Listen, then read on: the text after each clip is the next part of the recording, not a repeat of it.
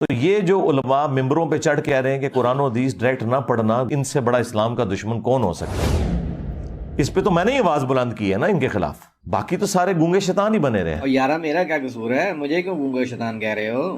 اور علماء کی توہین تو نہ کرو نا بھائی۔ علماء نے تو خود قرآن نہیں سیکھا ہوا، اور ان کی اوقات تو یہ ہے کہ دوسری اذان کے وقت لوگ مسجد میں آ رہے ہوتے ہیں۔ یہ جو مسلمان نما کافر ہر جمعے کو ممبر پہ چڑھتا ہے، اور دنیا میں ملینز آف یہ کفار کے ایجنٹ مولویوں کی شکل میں ممبروں پہ چڑھے ہوئے ہیں، اور آپ کو یہ کہتے ہیں قرآن و حدیث ڈائریکٹ نہیں پڑھنا، آپ گمراہ ہو جاؤ گے، ان کے یہ الفاظ کیا قابل۔ بسم اللہ الرحمن الرحیم۔ قرآن پاک کے حوالے سے مرزا محمد علی آج کل بالخصوص بہت زیادہ پروپیگنڈا ہمارے حوالے سے کر رہا ہے کہ ہم قرآن پاک کو پڑھنا منع کرتے ہیں، ہم کہتے ہیں کہ آپ نے قرآن کی تعلیم حاصل نہیں کرنی، اور اس کے تحت وہ بہت پروپیگنڈا کر رہا ہے۔ دراصل وہ ہماری اس بات کو کہ ہم کہتے ہیں کہ بغیر استاد کے، بغیر رہنما کے آپ قرآن نہ پڑھیں، یعنی کسی رہنما کو ڈھونڈیں، اس سے قرآن اچھے طریقے سے سمجھیں تاکہ ہم اس گائیڈ نہ ہوں۔ تو وہ کہتا ہے کہ قرآن پڑھ کر لوگ گمراہ ہو جاتے ہیں، یہ ہم کہتے ہیں میرے لیے، حالانکہ قرآن پڑھ کر معاذ اللہ کون گمراہ ہو سکتا ہے، اور وہ کہتا ہے کہ ہم گستاخی کرتے ہیں قرآن کی۔ پھر وہ اس نے یورپین لوگوں کا حوالہ بھی دیا اور امریکن لوگوں کا، میں نے اس کے پیچھے ایک ویڈیو بھی نہیں ہے۔ دراصل ایک جو بیسک پوائنٹ سمجھنے والا ہے وہ یہ ہے، pre knowledge is necessary to gain knowledge.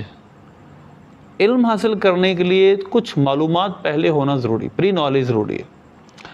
تو جن لوگوں کی یہ بات کر رہا ہے ان ڈائریکٹ قرآن پاک انہوں نے پڑھا بھی نہیں۔ پہلی بات تو یہ ہے کہ وہ اپنے شیخ سے یا کسی امام کے پاس گئے، انہوں نے اس سے بات کی ہمیں یوں کرنا ہے، تو انہوں نے ان کو گائیڈ کیا۔ اور دوسری بات یہ ہے کہ اصل میں وہ جو مسلمان ہوئے ان میں بہت سارے لوگ ایسے تھے جو سائنٹسٹ تھے، ڈاکٹر تھے، ان کو اپنی فیلڈ کا پہلے کافی علم تھا۔ مثلا ایمبرولوجی کا علم سائنس کی شاخ ہے، ڈاکٹروں کو بہت زیادہ ہوتا ہے جو گائنی اسپیشلسٹ ہوتے ہیں۔ اب انہوں نے جب اس کو پڑھا کہ قرآن پاک میں پورا ایک پروسیجر ہے جو ایمبرو کا بیان کیا گیا ہے، جنین کا، بچہ جو ماں کے پیٹ میں ہوتا ہے، انہوں نے اس پروسیجر کو پڑھا تو ایک بات ان کو ٹچ کر گئی، کیونکہ ان کے پاس اس کا پہلے علم تھا، سائنسی علم تو تھا۔ وہ قرآن پاک کی انہوں نے صرف ترجمہ بھی کر پڑھ لیں گے تو ظاہر ہے کہ ان کو یہ بات تو پہلے سے پتہ ہے کہ یہ پروسیجر ہے۔ اب پروسیجر کے مطابق جب وہ آیت کو دیکھتے ہیں اور اس کی تفاسیر مختلف کا مطالعہ کرتے ہیں تو وہ جب اس چیز کو ٹھیک پاتے ہیں تو مسلمان ہو جاتے ہیں۔ تو لہذا اس میں ایسا نہیں ہے کہ اتنی گہرائی کے بجائے بغیر آپ صرف یہ کہہ دیں کہ وہ صرف میئرلی ٹرانسلیشن پڑھنے سے مسلمان ہو جاتے ہیں، ایسا نہیں ہے۔ وہ مکمل تحقیق کرتے ہیں، پوچھتے بھی ہیں، سارا کچھ کرتے ہیں۔ یہ مرزا کا ایک دھوکہ ہے۔ اب میرے مرزے پہ ایک اور اس کے فالوور اور ان کو پر کچھ قرآن پاک کی آیات سے سوالات ہیں، کچھ احادیث سوالات، ان کا جواب مرزا دے دے یا مرزے کے فالوور دے دیں اگر یہ دینا چاہیں۔ اتنا کہ علمی جواب تو دیتے نہیں، کمنٹ آپ پڑھیں تو گالیاں اور جاہل ملا اس طرح کی باتیں ہوتی ہیں۔ تو میں چند آیات آپ کے سامنے پیش کروں گا، اور میرا سوال یہ ہوگا کہ صرف ٹرانسلیشن پڑھنے والا، صرف ترجمہ پڑھنے والا آیا یہ آیتوں کو سمجھ سکتا ہے؟ میں آپ کے سامنے پہلا سوال کر رہا ہوں، یہ میرا ہے سوال آیت متشابہات کے بارے میں۔ آپ دیکھیں سورہ آل عمران ہے، سورہ آل عمران میں اللہ نے کلاسیفیکیشن کی ہے، درجہ بندی کی ہے قرآن کی آیات کی، اس کی قسمیں بیان کی ہیں۔ نمبر 1 اللہ فرماتا ہے سورہ آل عمران کی آیت نمبر 7 میں، هو الذی انزل علیک الکتاب منہ آیات محکمات ہن ام الکتاب واخر متشابہات، کہ وہی ذات ہے جس نے آپ پر یہ قرآن اتارا اور اس میں کچھ آیات محکمات ہیں، وہ وہی اصل کتاب ہیں، ہن ام الکتاب اخر متشابہات، اور دوسری متشابہات ہیں جن کے معنی میں اشتباہ ہے، وضاحت واضح نہیں ہے۔ فَمَا الَّذِينَ فِي قُلُوبِهِمْ زَيْغٌ فَيَتَّبِعُونَ مَا تَشَابَهَ، اور جن کے دلوں میں کجی ہے وہ متشابہات کے پیچھے بھاگتے ہیں۔ کیوں؟ ابتغاء الفتنۃ و ابتغاء تاویلہ، اس فتنہ چاہنے کو اور تعویل چاہنے کو۔ اب میرا آپ سے سوال یہ ہے کہ اگر صرف ٹرانسلیشن پڑھے بندہ، پہلے دن قرآن کھولے اس کو پہلے سے کوئی علم نہیں ہے، اور قرآن پڑھنے کے لیے کسی علم کا ہونا ضروری نہیں، تو میرا آپ سے سوال یہ ہے کہ آپ آیت قرآن پاک پڑھ رہے ہیں، آپ ترجمہ پڑھ رہے ہیں، صرف ترجمے سے آپ کیسے پتہ چلا لیں گے، سامنے کیسے پتہ چلے گا جو آپ آیت پڑھ رہے ہیں وہ آیت متشابہ ہے یا محکم ہے؟ کیسے ترجمے سے پتہ چلے گا کہ یہ آیت محکم ہے یا متشابہ ہے؟ جب تک آپ محکم اور متشابہ آیات کا پہلے علم نہیں رکھیں گے، یا کسی استاد سے نہیں سیکھیں گے، یا کسی اور کتاب میں جا کر محکم متشابہ کو نہیں سیکھیں گے۔ تو لہذا آپ مرزا محمد علی کے فالوور ایک مجھے اس سوال کا جواب دیں، یا کوئی دے دے اگر دینا چاہیں وہ، کہ اگر صرف ٹرانسلیشن پڑھنے سے قرآن فہمی مکمل طریقے سے آ سکتی ہے، تو میرا یہ سوال ہے کہ آپ قرآن پاک پڑھ رہے ہیں، پہلے دن قرآن پاک کوئی پڑھ رہا ہے ترجمے کے ساتھ، وہ مجھے سمجھا دے کہ وہ آیت جو پڑھ رہا ہے وہ آیت محکم ہے یا متشابہ ہے، کیونکہ ترجمے میں یہ چیزیں نہیں لکھی ہوتی کہ آیت محکم ہے یا متشابہ۔ اور آیت متشابہ کے متعلق تو صراحتاً پھر قرآن پاک میں بھی ہے، اور یہ میرے سامنے صحیح بخاری ہے۔ صحیح بخاری میں صراحتاً اسی آیت کے تحت کیا لکھا ہے؟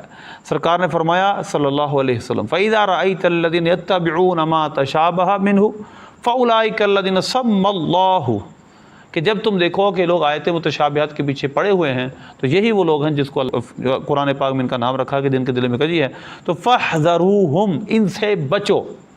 پڑھ قرآن رہے ہیں، ہمیں الزام دیتے ہیں، یہ کہتے ہیں قرآن پڑھنے سے آپ گمراہ ہو سکتے ہیں۔ تو بھائی اگر سامنے شخص اس کو نہیں پتہ یہ ہے کہ آیت محکم ہے یا متشابہ ہے، اگر متشابہ آیت کا مطلب لے لیتا ہے اور اپنے تعین نہ بغیر کسی استاد سے پوچھے، بغیر کسی جگہ سے سیکھے اس کا مطلب گھڑ لیتا ہے، تو آپ بتائیں کہ اس کو اس آیت سے ظاہر ہے کہ اگر رہنمائی لیتا تو وہ اس کو بالکل سمجھ آ جاتی کہ اس آیت کو میں نے نہیں سمجھنا، میں نے اس کا صرف ایمان رکھنا ہے۔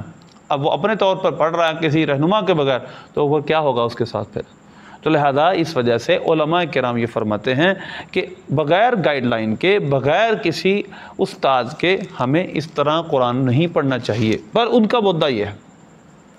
یہ پہلا سوال تھا۔ دوسرا سوال سورہ بقرہ ہے، اور سورہ بقرہ کے ایک رکوع میں پچھلی آیت ہے اور ایک رکوع میں اگلی آیت ہے۔ ان دو آیتوں کے متعلق میں سوال کروں گا آپ سے کہ ہم کس پر عمل کریں۔ یہ میرے سامنے سورہ بقرہ کی آیت نمبر 234 ہے۔ اللہ فرماتا ہے وَالَّذِينَ يَتَوَفَّوْنَ مِنْكُمْ وَيَذَرُونَ أَزْوَاجًا، وہ جو تم میں فوت ہو جائیں اور بیویاں چھوڑیں، يَتَرَبَّصْنَ بِأَنفُسِهِنَّ أَرْبَعَةَ أَشْهُرٍ وَعَشْرًا، وہ 4 ماہ 10 دن ٹھہرے رہیں، یعنی ان کی عدت 4 ماہ 10 دن ہے۔ یہ ہے سورہ بقرہ کی آیت نمبر 234 2 3 4۔ اب میں آپ کے سامنے سورہ بقرہ کی اگلے رکوع کی ایک آیت پڑھتا ہوں، وہ آیت نمبر ہے 240، یعنی 2 3 4۔ اس میں اللہ فرماتا ہے والذین یتوفون منکم، اور اب وہی شروع میں، وہ جو تم میں مر جائیں، فوت ہو جائیں، ویذرون ازواجا، اور بیویاں چھوڑ جائیں، وصیۃ لازواجہم متاعا الی الحول غیر اخراج، تو وہ اپنی عورتوں کے لیے وصیت کر جائیں سال بھر تک نان و نفقہ دینے کی بے نکالے، یعنی وہ عورتیں شوہر کے گھر میں 1 سال رہیں گی اور نان و نفقہ بھی شوہر دے گا۔ اب میرا سوال یہ ہے، یہ ترجمہ میں نے آپ کے سامنے بیان کر دیا۔ ایک آیت میں 4 ماہ 10 دن وہ شوہر کے گھر میں ٹھہرے گی، وہ عدت بسر کرے گی، اور دوسری آیت میں، اور جو آیت نمبر 240 ہے سورہ بقرہ کی، اس آیت میں اللہ نے فرمایا وہ 1 سال اپنے شوہر کے گھر میں رہے اور نان و نفقہ شوہر اٹھائے۔ تو میرا سوال یہ ہے، اگر 4 ماہ 10 دن کوئی 4 ماہ 10 دن پہ عمل کرے یا 1 سال پہ عمل کرے، صرف ترجمے سے، صرف ترجمہ پڑھ کے، مجھے کوئی آپ کا فالوور بتا دے کہ ترجمہ پڑھنے سے یہ پتہ چل سکتا ہے کہ یہ آیت، کیونکہ آیت میں تو نہیں لکھا کہ یہ منسوخ ہے وہ ناسخ ہے، اس کے لیے آپ کو پراپر ایک علم سیکھنا پڑے گا جس کو ناسخ منسوخ کہا جاتا ہے۔ پہلے حکم تھا کہ شوہر کے گھر میں وفات کے بعد بھی عورتیں 1 سال ٹھہریں، اب حکم ہوا 4 ماہ 10 دن ٹھہریں، بعد میں نکاح کر سکتی ہیں کسی کے ساتھ بھی، وہ آزاد ہو جاتی ہیں۔ تو اب یہ بتائیں 240 نمبر اور 234 نمبر، آپ ان 2 آیتوں میں کس پر عمل کریں گے یہ بتائیں۔ اگر ترجمہ پڑھیں گے، صرف آپ کہتے ہیں صرف ترجمے سے قرآن سمجھا جا سکتا ہے، آپ مجھے کسی کا ترجمہ پڑھ کے بتا دیں کہ کوئی یہ سمجھ سکتا ہے کہ یہ آیت کس پہ عمل کرنا ہے، اس پر یا اس پر، آیت منسوخ کون سی ہے، ناسخ کون سی ہے، صرف ترجمے سے آپ مجھے سمجھا دیں۔ تو یہ ترجمے کی بات کر رہے ہیں، دراصل یہ آپ کو مس گائیڈ کر رہے ہیں۔ قرآن پاک ایک پورا علم ہے، قرآن پاک کے اندر سمندر سمائے ہوئے ہیں۔ اسی طرح میں آپ کو اسی پر ایک دوسرا سوال کرتا ہوں، یہاں پر 4 ماہ 10 دن اور ایک، میں صورت پہلے آپ کے سامنے بیان کر دوں۔ اگر ایک عورت حاملہ ہے، وہ پریگننسی میں ہے، اس کا شوہر فوت ہو جاتا ہے، اور اسی دوران اگر اس کے شوہر کی وفات کے بعد اس کے گھر میں بچہ بھی پیدا ہو جاتا ہے، تو وہ کون سی عدت بسر کرے گی؟ میرا آپ سے سوال ہے، کیونکہ میں آپ کے سامنے وہ آیت بھی پڑھتا ہوں جس میں اللہ نے وضع حمل بلکہ حمل والے کی عدت 4 ماہ 10 دن نہیں بتائی، کلاسیفیکیشن ہی نہیں ہے کہ وہ حمل والی اس کا شوہر فوت ہو چکا ہو، متوفی عنہا زوجہا ہو، یا وہ دوسری عورت ہو۔ سورہ طلاق کی آیت نمبر 4 میں اللہ فرماتا ہے، دیکھیے وَأُولَاتُ الْأَحْمَالِ أَجَلُهُنَّ أَن يَضَعْنَ حَمْلَهُنَّ، کہ حمل والیوں کی عدت کیا ہے، ان کا وضع حمل جب ڈیلیوری ہو جائے گی۔ تب یہ بتائیں، یہ جو لوگ کہہ رہے ہیں، میرا ان سے سوال ہے کہ صرف ترجمے سے قرآن سمجھا جا سکتا ہے۔ ایک آیت میں 4 ماہ 10 دن، ایک آیت میں 1 سال، اور ایک آیت میں مطلقاً اللہ نے فرمایا حمل والے کی عدت وضع حمل ہے۔ اگر یہ بتاؤ کہ اگر عورت حاملہ ہو، اس کا شوہر فوت ہو جائے، وہ عدت کون سی بسر کرے گی؟ 4 ماہ 10 دن والی، 1 سال والی، یا وضع حمل والی؟ جس کو ناسخ منسوخ کا علم نہیں ہے، جو پہلے دن ترجمہ پڑھے گا، جو یہ کہتے ہیں کہ پہلے سے کسی علم کا ہونا ضروری نہیں قرآن سمجھنے سے پہلے، تو میرا صرف ایک سوال کا جواب دے دیں کہ کس طرح یہ جج کریں گے کہ ان 3 میں سے کس پر عمل کرنا ہے؟ اور جو فقہ کو نہیں مانتا، جو سنت کو نہیں پڑھتا، جو مفسرین کے اقوال سے باخبر نہیں، وہ کس طرح ان آیتوں میں تطبیق قائم کرے گا؟ تو لہذا میرا یہ مرزے سے سوال ہے۔ یہ تو تھا آیتوں کے ناسخ منسوخ اور متشابہ ہونے کی، میں نے مختصر آپ سے کرنا یہ بات۔ اب میں ایک آیت کا ترجمہ آپ سے پوچھتا ہوں، ترجمہ پڑھوں گا، اس آیت کی مراد آپ نے بتانی ہے بغیر کسی استاد سے پوچھے، صرف ترجمے سے۔ سورہ نور ہے، سورہ نور کی وجہ تسمیہ بھی یہی آیت ہے، سورہ نور کی آیت نمبر 35، اللہ نور السماوات والارض مثل نورہ کمشکات فیہا مصباح، اللہ زمین و آسمان کا نور ہے، یہ اس کا ترجمہ ہے۔ اللہ میرا ایک سوال ہے، اگر زمین و آسمان کا اللہ نور ہے، بے شک اللہ زمین و آسمان کا نور ہے، لیکن اس کی مراد میں آپ کے سامنے تفسیروں کے سے بیان کروں گا کہ یہ تعویلی ترجمہ ہوگا، صرف لغوی ترجمے سے کلام نہیں چلے گا۔ لغوی ترجمہ یہی ہے، اعلیٰ نے یہی کہ اللہ نور، آسمان و زمینوں کا نور ہے۔ اگر آسمان اور زمین، سورج، چاند، ستارے، تمام چیزوں میں اللہ کا نور ہے، تو گویا اللہ کی ذات ہی اس جگہ بس رہی ہے، ان تمام چیزوں میں اللہ بس رہا ہے؟ معاذ اللہ، ایسا تو نہیں ہے۔ تو پھر اس کا کیا مطلب ہے؟ ہم جب تک ہم تفاسیر کا مطالعہ نہیں کریں گے، گہرائی سے نہیں سمجھیں گے، ہمیں سمجھ نہیں آئے گی۔ مثلا یہ تفسیر مظہری ہے، اس کے اندر اس آیت کے تحت لکھا ہے کہ اس آیت کے بہت سارے مفہوم ہیں، لا محالہ تعویل کی جائے گی، ہمیں تعویل کی ضرورت ہے اس جگہ۔ بعض نے کہا کہ اللہ یعنی اللہ زمین و آسمان کو نور عطا کرنے والا، ایک تعویل یہ ہے، اور ایک تعویل یہ ہے جو کہ تفسیر ابن کثیر میں کی گئی ہے۔ تفسیر ابن کثیر میں اللہ ہادی اہل السماوات والارض، اللہ زمین و آسمان کا ہادی ہے، زمین و آسمان والوں کا اللہ ہادی ہے۔ تو صرف ترجمہ پڑھ کے مجھے کوئی اس اعتراض کا جواب سمجھا دے کہ اللہ زمین و آسمان کا نور ہے، زمین و آسمان میں، آسمانوں میں، زمینوں میں جو جتنی چیزیں روشن ہیں وہ کیا ہیں؟ تمام میں اللہ کا نور ہے۔ تو آپ تو ہم جب نبی پاک صلی اللہ علیہ وسلم کے متعلق حدیث پڑھتے ہیں، نور نبی کا من نور ہی، اللہ نے اپنے نور سے آپ کو پیدا کیا، آپ کو وہ ہضم نہیں ہو رہی، تو یہ تو زمین و آسمان میں ہر شے میں اللہ کا نور ہے۔ تو پھر صوفیاء کا عقیدہ وحدت الوجود، جس کی تشریح آپ کرتے ہیں، وہابیہ کرتے ہیں، اس عقیدے کے مطابق تو پھر یہ سب ٹھیک ہوا، سب چیزوں میں اللہ ہی بستا ہے۔ تو معاذ اللہ، آپ سب اس کی تفسیر میں جائیں گے، پھر تلاش کریں گے کیا لکھا ہے، امام سیدنا عبداللہ بن عباس رضی اللہ عنہما کیا کہتے ہیں۔ تو ایک میرا مدعا یہاں پر جو میں ثابت کرنا چاہتا ہوں کہ صرف ترجمہ پڑھنے سے قرآن کی ہر آیت کا مطلب نہیں سمجھا جا سکتا، انسان کو جانا پڑتا ہے تفاسیر کی طرف، استادوں کی طرف، اقوال کی طرف۔ میرا ایک اور میں سوال کا جواب دوں گا ان کا، یہ سوال کرتے ہیں، وہ سوال یہ ہے کہ اللہ فرماتا ہے وَلَقَدْ يَسَّرْنَا الْقُرْآنَ لِلذِّكْرِ فَهَلْ مِن مُدَّكِرٍ، ہم نے قرآن سمجھنا آسان کر دیا، تو ہے کوئی جو قرآن سمجھنے والا ہو، نصیحت حاصل کرنے والا۔ یہ سورہ قمر کی آیت ہے، اور سورہ قمر میں اس آیت کو اللہ نے بار بار دہرایا ہے۔ میرا آپ سے ایک سوال ہے، یہاں پر میں اس سوال پر سوال کروں گا، کاؤنٹر کوشچن ہے میرا۔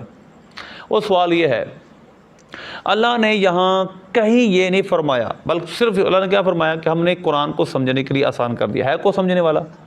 تو اللہ نے یہ کہاں فرمایا ہے فی ترجمۃ اردیۃ، ہم نے قرآن پاک کو سمجھنا آسان کیا اردو ترجمے میں؟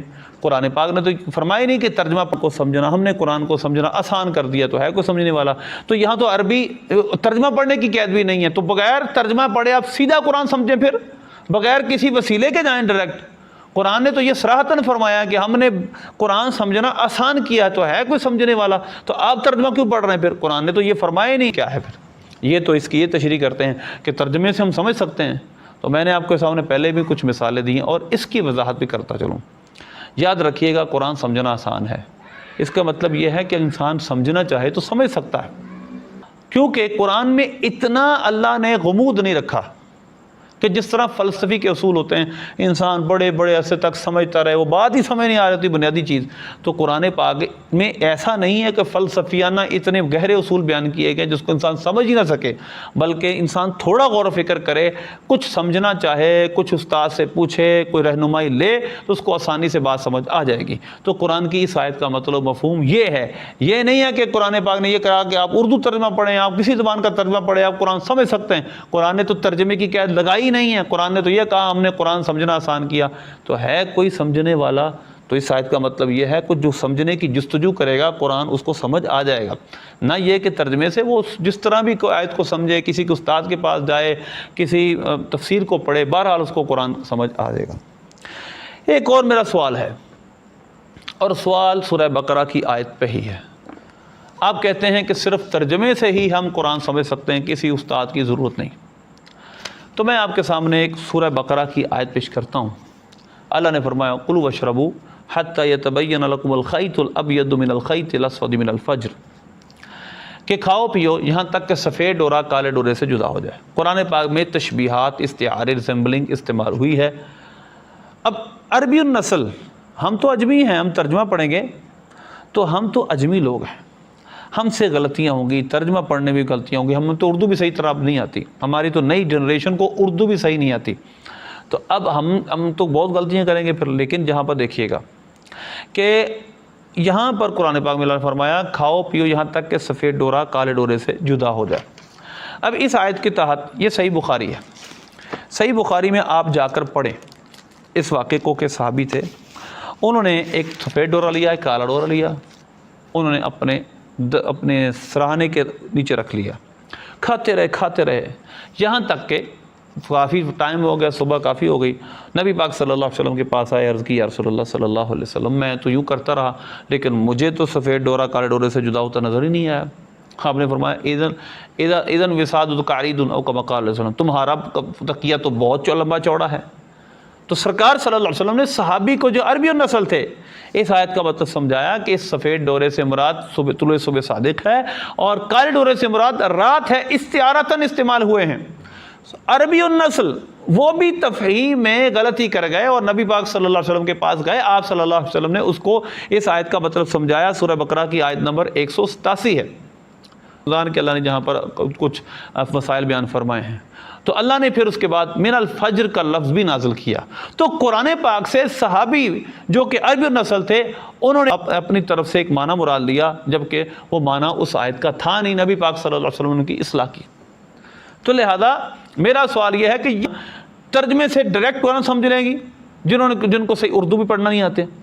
تو لہذا مرزا اور اس کے فالوور سے میں نے یہ چند سوال کیے ہیں، ان سوالوں کا جواب آپ مجھے دیں۔